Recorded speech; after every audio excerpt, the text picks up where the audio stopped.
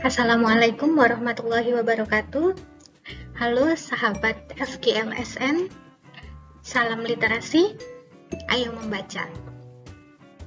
Perkenalkan, saya Bu Nurul Alim, SPC MPD, Guru BK SMP 15 Semarang, yang pada saat ini akan menyampaikan materi bimbingan klasikal karena saya sebagai guru bimbingan dan konseling dengan topik My Priority atau prioritas saya. Baik, salam kenal. Semoga kita semua dalam keadaan sehat walafiat dengan berbagai aktivitas yang sedang kita jalani. Semoga materi saat ini yang akan Ibu sampaikan bermanfaat untuk kita semua. Baik, berikutnya tujuan layanan dalam bimbingan klasikal materi ini. Yang pertama, konseli memiliki pemahaman tentang pentingnya menyusun skala prioritas.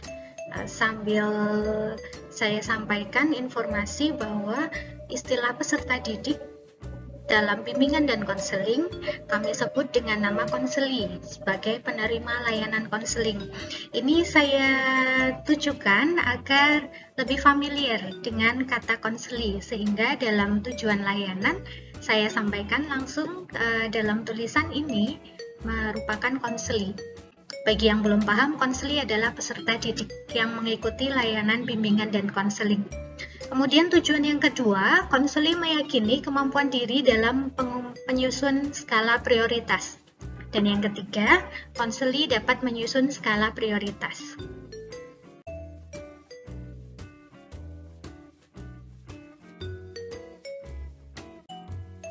Baik, menurut kalian, apa yang dimaksud dengan prioritas? Mungkin sering mendengar kata ini ya, ada beberapa tampilan di televisi, ada iklan, dan lain sebagainya yang menggunakan kata prioritas.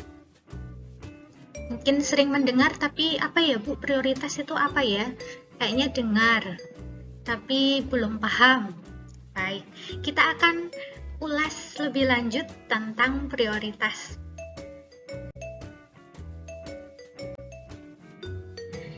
Kita bisa lihat di KBBI atau Kamus Besar Bahasa Indonesia, pengertian prioritas adalah hal yang didahulukan dan diutamakan daripada yang lain. Jadi prioritas itu lebih didahulukan, lebih penting, dianggap lebih penting dibanding hal-hal lainnya. Ketika kita bisa lihat, oh ini termasuk yang lebih penting nih, berarti harus didahulukan dibanding yang lain.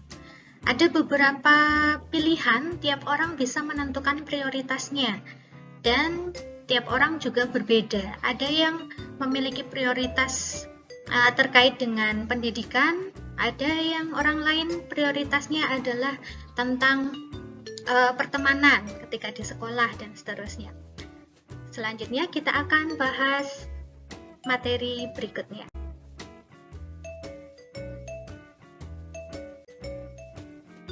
Baik, ada beberapa quote atau kalimat yang sudah sering kita dengar.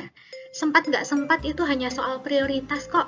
Kalau memang prioritas, mestinya akan selalu disempatin. Jadi ketika suatu hal itu dianggap lebih penting, lebih utama, maka akan didahulukan, akan dilakukan lebih dahulu dibandingkan kegiatan atau hal-hal yang lain. Karena itu menjadi prioritas. Sebagai pengantar, kita mudah merasa panik ketika melihat daftar tugas yang banyak dan waktu untuk mengerjakan yang semakin pendek. Biasanya ketika sudah menjelang waktu deadline, tugas kita belum selesai, maka akan jadi panik. Aduh, waktunya tinggal besok nih, atau tinggal nanti siang, saya belum selesai, maka akan jadi panik. Hal ini menyebabkan akan menjadi stres, tidak bisa berpikir dengan jernih dan menjadi tidak produktif. Karena harusnya kita bisa menyelesaikan di waktu-waktu sebelumnya, tetapi karena kita belum bisa menyusun skala prioritas atau belum menentukan tugas itu sebagai prioritas, maka kita mendahulukan kegiatan yang lain. Akibatnya ada permasalahan yang timbul, saatnya sudah harus dikumpulkan tapi belum selesai. Nah, jadi panik, jadi stres, dan bisa jadi menghalalkan berbagai cara, mungkin cari contekan, pinjam tugas teman, atau mungkin cari kunci jawaban di internet, dan seterusnya.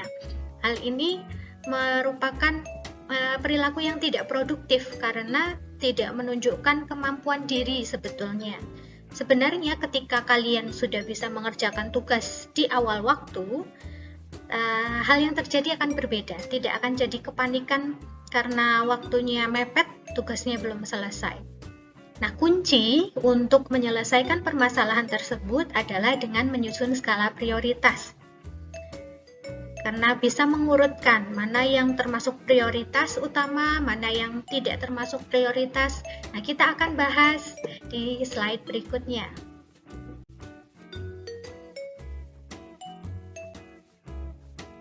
Ada sebuah teknik manajemen yang disebut Eisenhower Decision Matrix yang diciptakan oleh Dwight Eisenhower.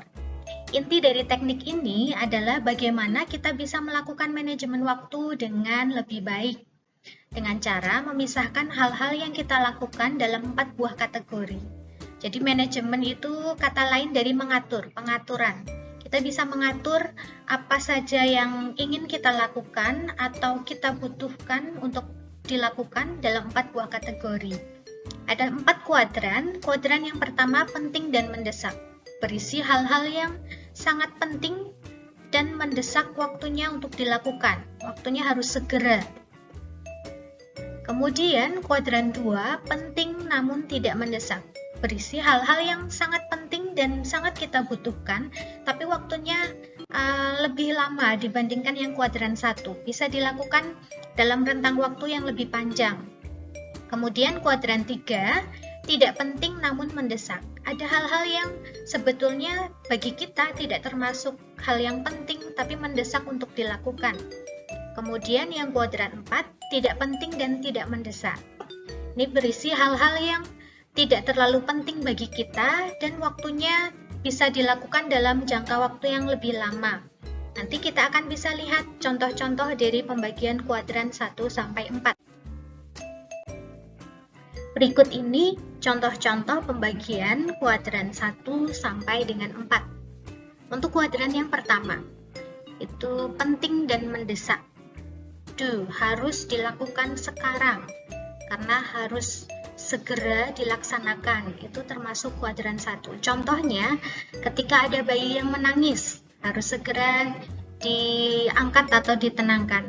Kemudian contoh yang kedua, ketika ada kebakaran di dapur, maka harus segera tanpa menunggu lama, segera diatasi. Kita harus segera bergerak, karena kalau tidak segera diatasi, maka bisa jadi akan merambah ke bagian-bagian lain. Bisa jadi rumahnya terbakar semua.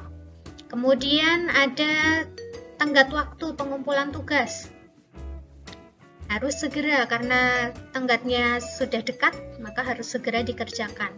Abaikan yang lain. Kemudian email yang penting, email atau pemberitahuan atau surat atau informasi yang penting harus segera dijawab, maka itu termasuk kuadran 1, penting dan mendesak. Kemudian untuk kuadran 2, penting tapi tidak mendesak, maka kalian perlu menentukan untuk jadwal waktu untuk melaksanakannya. Jadi ini berisi hal-hal penting tapi waktunya lebih longgar, lebih lama. Contohnya, misalkan rencana mingguan, ketika ingin melakukan beberapa kegiatan di minggu-minggu tertentu, maka bisa dijadwalkan. Minggu pertama mungkin di akhir pekan kalian berkunjung ke rumah saudara, minggu kedua berkunjung ke tempat wisata, minggu ketiga berkunjung ke rumah saudara di luar kota, dan seterusnya. Itu termasuk hal yang penting tapi tidak mendesak, karena ada waktu yang lebih lama, lebih panjang untuk melaksanakan itu. Kemudian yang kedua, family time, waktu bersama keluarga. Ini penting tapi tidak mendesak. Seperti yang tadi bisa dimasukkan di jadwal mingguan. waktu bersama keluarga, menghabiskan waktu bersama keluarga ini penting. Karena kalau dalam keluarga itu tidak pernah memiliki waktu bersama-sama, melakukan kegiatan bersama, itu nanti akan mengurangi kehangatan dalam keluarga itu. Maka perlu dijadwalkan. Kemudian yang ketiga, pengembangan diri. Peningkatan kualitas, kompetensi diri. Itu penting, tapi waktunya bisa diatur lebih lanjut, dijadwalkan. Silakan ketika kalian punya bakat di bidang olahraga, bisa kalian jadwalkan ikut kegiatan apa yang terkait bidang yang kalian minati, seni, kemudian mungkin yang suka otomotif. Silakan bisa mengikuti kelas-kelas yang bisa meningkatkan kompetensi atau keterampilan kalian.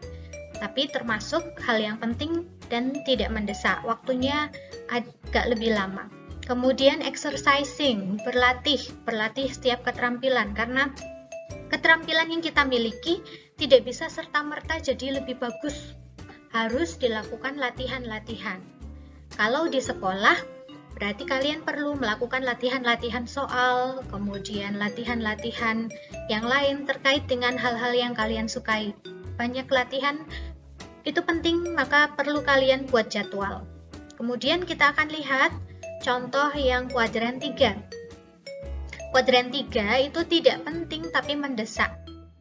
Ketika kalian bisa mendelegasikan pada orang lain, maka itu bisa lebih bagus, karena kita akan melakukan memilih yang kuadran 1 atau kuadran 2 dulu dibandingkan yang kuadran 3. Kalau bisa didelegasikan atau ditugaskan pada orang lain atau minta bantuan orang lain.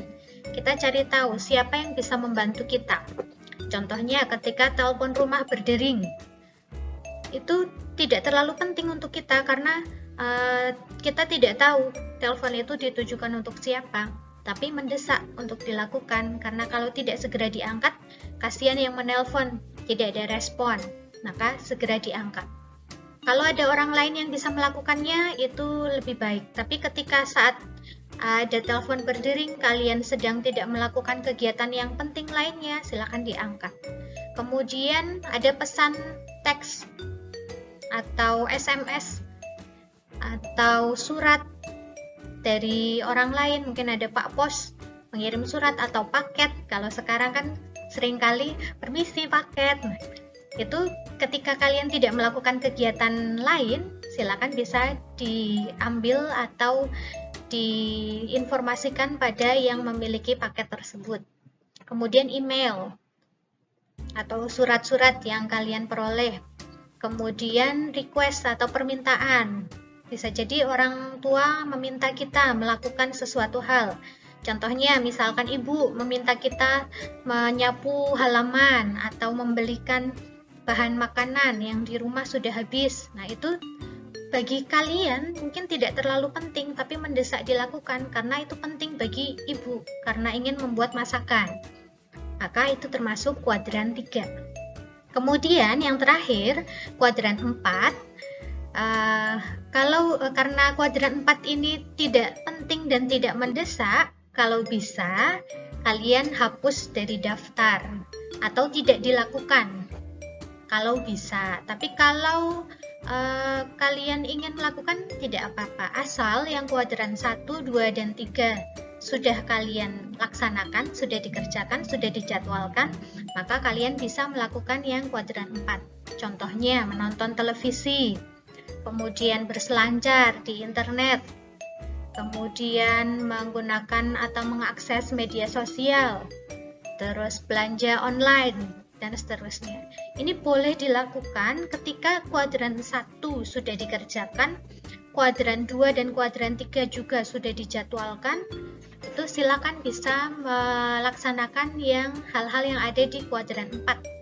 Tapi kalau belum, segera selesaikan yang ada di kuadran 1 terlebih dahulu. Ini contoh penjelasan yang lebih luas dibandingkan yang tadi. Kuadran 1 penting dan mendesak. Do it now, lakukan segera. Berisi hal-hal yang sangat penting dan wajib diselesaikan segera. Contohnya menyelesaikan tugas. Kalau ini yang terkait dengan kalian sebagai siswa. berisi hal-hal yang sangat penting dan wajib diselesaikan segera, menyelesaikan tugas. Ketika tugas tidak segera diselesaikan, maka akan timbul masalah yang baru, yaitu nanti ada kendala dengan nilai, kemudian mungkin ada tagihan dari Bapak Ibu guru, bisa jadi pada kalian atau bahkan melalui orang tua. Kemudian contoh berikutnya melaksanakan perintah orang tua. Ini sangat penting dan mendesak, harus dilakukan. Kemudian kuadran 2 penting namun tidak mendesak. Schedule a time to do it. Rancanglah waktu pelaksanaannya. Berisi tugas dan pekerjaan yang penting dan dapat dilakukan secara bertahap. Contohnya, meningkatkan keterampilan dalam bidang TIK. Ini penting tapi tidak mendesak. Bisa dilakukan dalam rentang waktu yang lebih lama. Kemudian melakukan hobi, wisata bersama keluarga, dan hal-hal penting lainnya. Kemudian untuk kuadran 3, tidak penting namun mendesak. Kalau bisa delegasikan ke orang lain, berisi hal-hal yang tidak penting namun tetap harus dikerjakan. Ketika kita bisa, maka kita kerjakan sendiri, tapi kalau tidak, maka bisa didelegasikan atau minta bantuan orang lain. Contoh menjawab telepon rumah, memenuhi permintaan orang lain, menjawab email, dan seterusnya. Seperti contoh yang sudah kita bahas sebelumnya. Kemudian kuadran 4, yaitu tidak penting dan tidak mendesak. Abaikan jika memungkinkan. Berisi hal-hal yang tidak penting dan tidak mendesak untuk dilakukan. Contoh menonton televisi, mengakses media sosial ketika sedang belajar, kumpul dengan teman untuk membicarakan gosip, terus hal-hal lainnya.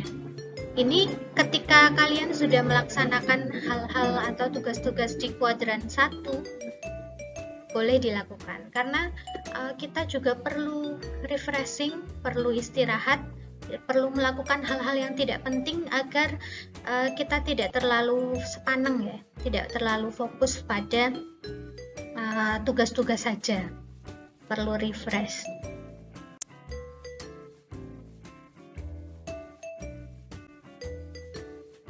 Baik, silakan kalian bisa memilih apa saja kebutuhan atau kegiatan yang kalian miliki sesuai dengan 4 skala kuadran prioritas tersebut untuk bisa mengatur prioritas pekerjaan kalian dengan lebih baik sehingga menjadi lebih produktif.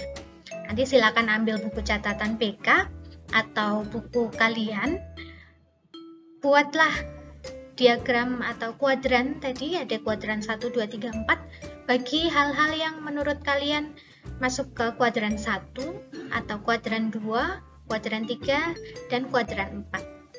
Tiap orang pasti punya pilihan yang berbeda. Ada yang ketika belanja online itu termasuk kuadran 4, tapi bagi orang-orang tertentu bisa masuk kuadran 1 karena dia seorang pedagang yang bisa dengan mudah ketika mencari barang dagangan di belanja secara online, kemudian dia jual lagi, itu bisa masuk kuadran 1. Jadi tiap orang punya perbedaan dalam menempatkan kegiatan ataupun kebutuhannya. Tidak ada yang pasti harus dilakukan, ini pasti masuk kuadran 1, semua orang harus seperti itu, tidak bisa. Karena tiap orang punya kebutuhannya masing-masing. Dan karena tiap individu itu unik, jadi kita tidak bisa memaksakan apa yang kita alami, kita rasakan pada orang lain, gitu. Baik, demikian materi pembelajaran hari ini, semoga bermanfaat. Jangan lupa mohon dukungannya untuk like, subscribe, komen, dan share video ini kepada semua keluarga, teman, dan sahabat yang Anda kenal. Terima kasih sahabat FGLSN, salam literasi, ayo membaca. Wassalamualaikum warahmatullahi wabarakatuh.